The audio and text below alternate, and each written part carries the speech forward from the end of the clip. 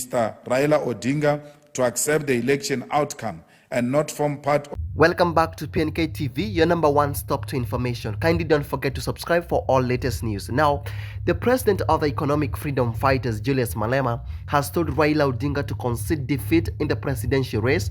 The South African politician Julius Malema congratulated President-elect William Ruto as it was declared by IBC chairman Wafula Chebukati.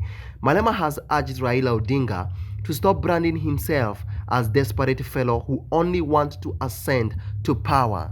FF applauds the people of Kenya for engaging in a peaceful election which saw President William Ruto elected as the new president of Kenya. President Ruto must thus form part of the efforts of building an independent continent which is free from war and poverty. This morning, I spoke to President-elect William Ruto and congratulated him for winning the democratic elections in Kenya. We encouraged President Ruto to handle and preside over the transition with maximum care in a manner that must not degenerate into violent confrontations.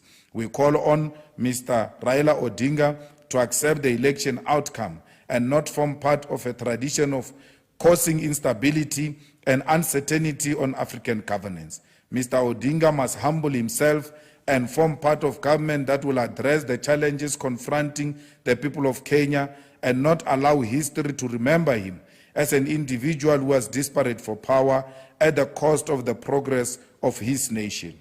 According to Economic Freedom Fighters on their Twitter account, Malema said, and I quote, "Mr. Odinga must humble himself and form part of a government that will address the challenges confronting the people of Kenya and not only history to remember him as an individual who was desperate for power at the cost of the progress of his nation." He also added saying, and I quote, "We call on Mr. Raila Odinga to accept the election's outcome and not to form part of a tradition of causing instability and uncertainty on African governance."